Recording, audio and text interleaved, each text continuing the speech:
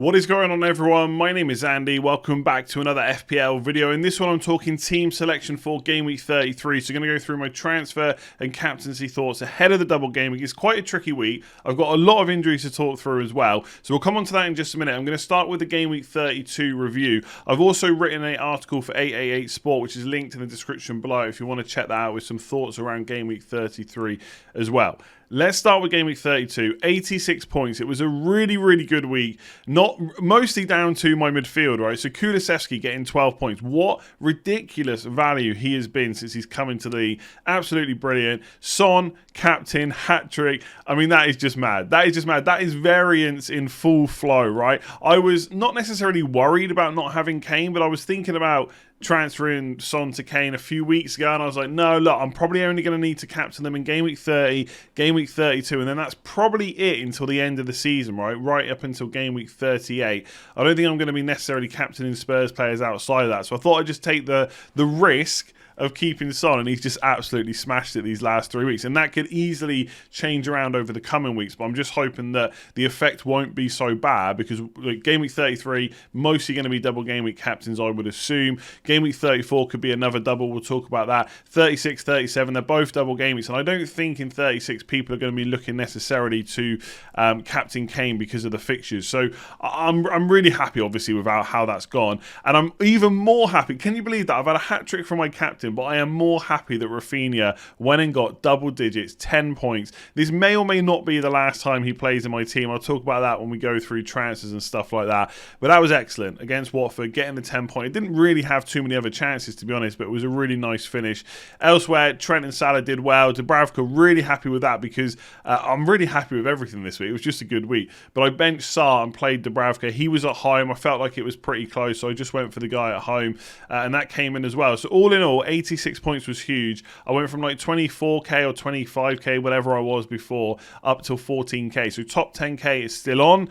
Let's see what Game Week 33 is looking like, though. What has happened to my defence? Honestly, Doherty out for the season. Tierney out for the season. Luca Dean, we don't yet know if he's out for the season, but there was rumours that he might be. We'll have to wait and see what Gerrard says in the press conference, but he hasn't even got a game this week anyway. So I've literally got two fit defenders, Trent Alexander-Arnold and Reece James. I've got two free transfers to spend this week as well. Now, obviously, Dubravka in goal with a double game week. That was planned a little while ago. I knew that Sarr would blank this week, but I didn't really care because Dubravka's got the double. So I'm more than happy to play him. If anything, like I've said a few times this week on videos, I'd be more than happy to have double Newcastle defence this week. I don't necessarily think they get 2 clean sheets, but I think there is a good chance that they get 1 over the course of these 2 games. So yeah, that I'm happy with the goalkeeper. Trent's obviously staying. There's not really anything to talk about that. I mean, I can't afford to take Trent out when I've got no other defenders playing.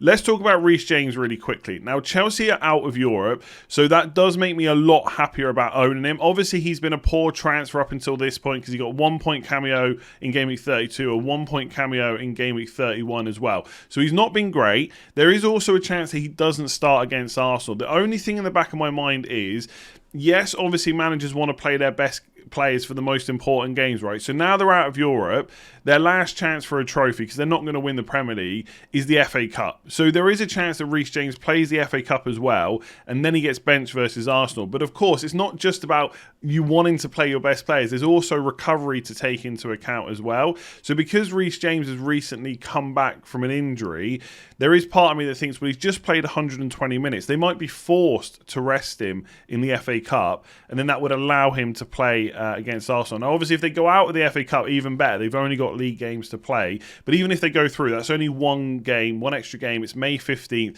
It's not until Game Week 37. Reece James then becomes a really good option for 34, 35, and 36. So because of the state of my team, I'm not even worried about whether he plays or not against Arsenal. I'm just going to have to play him and hope for the best. And obviously, Tuchel, yes, of course, the FA Cup semi-final is really important, but Arsenal's a big game too. So I think there is a chance that he gets good minutes in this one. If he doesn't, so be it. I've got more important things to worry about, and from 34 onwards, I think he's going to play most minutes if he can as well, because obviously the games will be a bit more spread out, and then hopefully by Game Week 36, he's a lot fitter.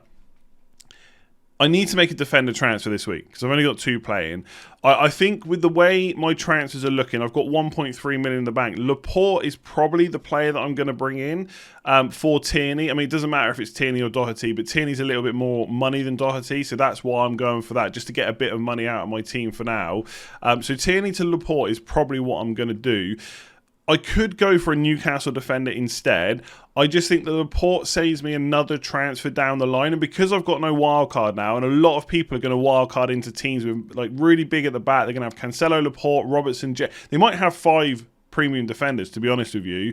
And I don't want to get too kind of left behind because Laporte and Cancelo are both players that I want long term because Man City, obviously, title race is still on, and the fixture run is just so good. I actually think that Laporte might be slightly better than Rudiger, even though Rudiger's got 1 extra fixture, just because of how good City's fixtures are. And I know that Diaz is kind of back now, and he's probably going to get a start soon. But I think Laporte has been fairly nailed for most of the season. I actually think it's more likely that John Stones is the one that misses out, and not Laporte. It doesn't mean that he can't be rested at some point, but that's the way I'm leaning. Because if I get Shah for Tierney, that's fine. I get a bit of extra money to spend later on, but it means I've got to use an extra transfer. And I think the Man City fixture against Brighton at home this week looks so good, like almost like a guarantee, about as guaranteed a clean sheet as you can get.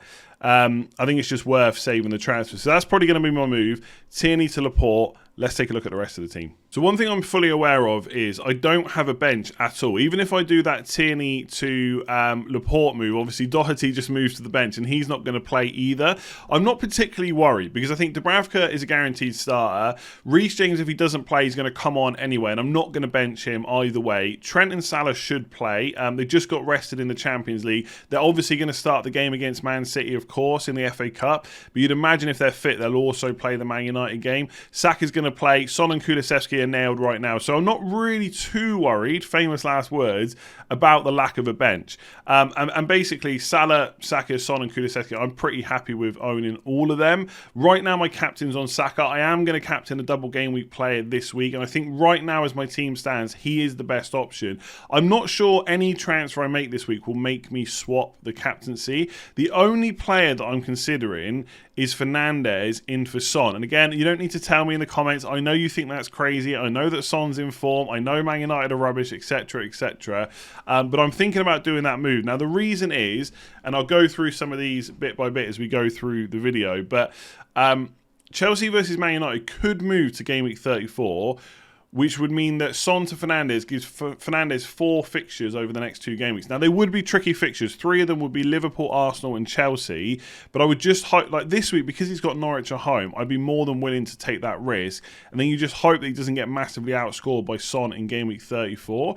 The thing is, if Man United and Chelsea does move to Game Week 34, that also makes Chelsea players, like Reece James potentially, decent captaincy options, and I don't know if I would go for Fernandes necessarily over one of them anyway.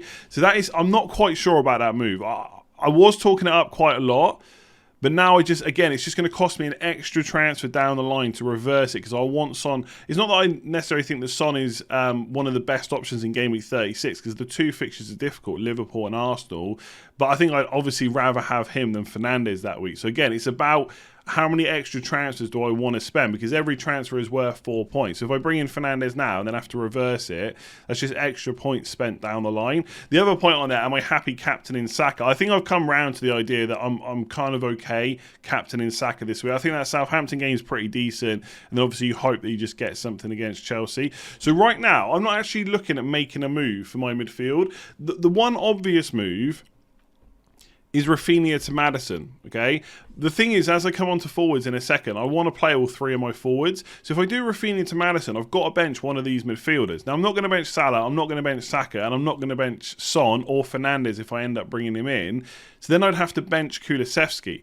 So I would only do that if I was confident that Maddison was going to start 2 games. And I think the only way I'd be confident that was going to happen is if he doesn't start in Europe. And I think there's almost no chance that he's on the bench for the European game, right? Because it's so big. So if he plays against PSV, I then think surely there's a chance he gets rested for one of the 2 games. And at that point, is it worth making a transfer to bench Kulusevski? It would give me a bench option just in case something goes wrong. But right now, I just think Rafinha in Game Week 34 has got Crystal Palace. So I'm not actively looking to keep him.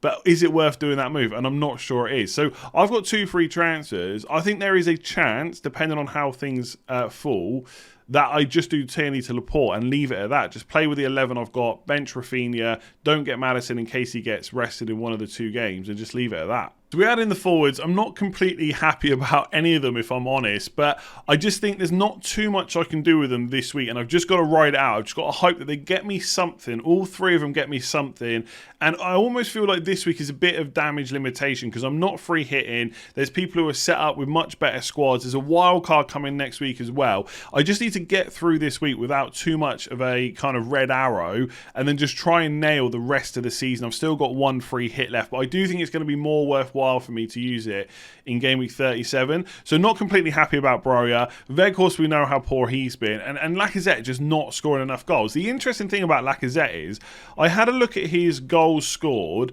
versus his expected goals over the last 5 seasons, and in every single season he's either pretty much equaled. So if he's had like 10 XG, he's scored like 10 or 11 goals. So he's been about equal or just above. Apart from this season, he's on 7.8 XG, and he's only scored 4 goals. So this season he's underperforming. So it doesn't mean that all of a sudden over the last 5-6 games that he's suddenly going to start scoring goals, but he is getting more chances than he's converting, and at some point, variance, it happens, it could swing the other way, and he does start scoring. That's the only hope I have with Lacazette, and the fact that he's on penalties. The problem is, for any of you eagle-eyed viewers who saw this, what if Lacazette isn't fit? That was one of the points on my thoughts for game week 33, because there was a report from a journalist yesterday that said he hadn't trained. Now, don't panic just yet, because players miss training for various different reasons. If you remember a couple of weeks ago, everyone was panicking about Van Dijk not being in training, and he played. He was absolutely fine.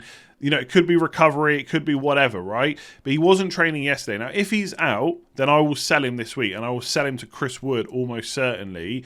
But I need to wait and see what Arteta says. Just a couple. Let me just go for a couple of other points before I go through the tinkering and other thoughts on my moves. Obviously, Maddison I've already talked about. If he plays in Europe, do I really think he's going to play twice? I am kind of happy captaining Saka if I need to. With game week 34, just because Chelsea versus Man United can move there doesn't mean that it definitely will. The only reason that's opened up is because Chelsea are out of Europe, but it still relies on Chelsea beating Crystal Palace in the FA Cup to even become a possibility. And even then, it doesn't necessarily mean that it will 100% happen. So I don't want to base too many of my moves on that happening. If they don't do like a preliminary announcement to say that, you know, if this happens, then the match will be moved before this deadline, then I'm not going to act on it. I probably won't bring in Bruno Fernandes, because if he doesn't double-double, then he's probably less worthwhile to my team. Again, hits to bench Kulusevski. I don't think that's necessarily worth it. And Mount over Maddison, that if Chelsea do end up doubling in game week 34, then do I need to rush Maddison in now, especially if I only think he's going to play 1 game? Because if Chelsea do end up doubling, I just get Mount instead. And either way, Mount is a really good option for double game week 36 as well, especially now they're out of Europe. So that's just some thoughts around it. But this is how the team is looking. The only move I see myself doing is Tierney to Laporte. I'll bench Doherty. I'll have no bench, and I just hope I get through it. That is it. So for anyone that just wanted to hear about transfers, captaincy, like I said, it's probably going to be Tierney to Laporte, play him, bench Doherty, have no bench, and captain Saka. That's my current thoughts. One other reason, well, I'm thinking about not going for Maddison straight away, a lot of it is just down to the fact I think he only plays once. If he gets benched in Europe, I'll probably bring him in, to be honest, and bench Kulusevski. But if he does play in Europe, I probably won't get him. The other thing is, I quite like 2 free transfers going forward. I just think for game week 34, where people are wildcarding, there's some big fixture swings, I kind of want to be able to react to that a little bit better. It doesn't mean I'll necessarily start taking hits, but I think it helps me set up for game week 36, bearing in mind that I'll probably free hit in game week 37, because there's a lot of players that I just want anyway before 36 that also double. There's not necessarily a bunch of Aston Villa players and Everton players and stuff like that for 37 itself, right? And I think because Doherty's now injured, there's an excuse to get rid of him anyway, so there's one less Spurs player to worry about. So this would be the team for game week 33. I can't remember what week we're in. So this would be it, right? So I'd bring in Laporte. Yes, obviously I would rather have Cancelo than Laporte in any given game, but the money's not there, and I don't think it's worth taking a hit to get that money. So this would be the team. One free transfer used, you can see there. So then I go into game week 34. Obviously, then Man City are playing Watford at home. Really good fixture. Rafinha comes back in. Luka Dean's still on my bench, annoyingly. Dubravka or Sarr, I can play either of them. They've both got good fixtures. But I'm okay with playing Rafinha against Crystal Palace. Unless Chelsea were doubling this week, I don't think I need to suddenly worry about getting Mason Mount into this team. So what would happen this week is Lacazette would probably go. Now, it's a bit annoying because after looking at that kind of underperformance, I mean, you could just say, well, he's a really bad finisher, he's just having a bad season. But previous season's data tells me he's actually not that bad of a finisher, and he's usually equal to his expected goals. But I think I just need the money out of my forward line. I could potentially do Weghorst down to a dud, like a 4.5 million forward. But I think I'd probably, if Weghorst plays both games in the double and not looks good, but at least plays somewhat well, I'll probably keep hold of him. So Lacazette to Pukki is probably the answer. Now, that doesn't look like that much of an exciting transfer, but Pukki does have a double in game week 36. And if I'm going to go with this strategy of not getting Kane, I just don't have enough transfers to get Kane at this point. I have to just carry on with Son. Then I think going for Pukki is probably the best of a bad lot in 36. Iheanacho, potentially an option with Vardy out, but I just think Daka might take some minutes off him. So that would be one move. And then the other move would be Doherty to Cancelo. And if I did that, I'd have 0.7 million in the bank. So he would come in probably for Weghorst, and I would probably play 4-5-1. Like I said, I'm not really interested in playing 3 forwards very much going forward. Okay, going forward, right? Game week 35. This is where it gets a bit trickier because Rafinha's got Man City at home. So this all just comes down to what else is going on. I'd be happy enough playing Weghorst if he's still getting, in the starting 11. He could just play against Watford. If Luka Dean's not got that bad of an injury, I could play him instead. But whatever, right? It doesn't really matter. I can play one of my players, Broja, Weghorst, or Luka Dean. For the sake of one game week, I'll be okay for having one player that's not quite as good. And then I would go into game week 36 with 2 free transfers, and I'd probably take like a -8. So Sarr down to Schmeichel, I think is a pretty good move. I'd play him instead of Dubravka. I'd probably sell...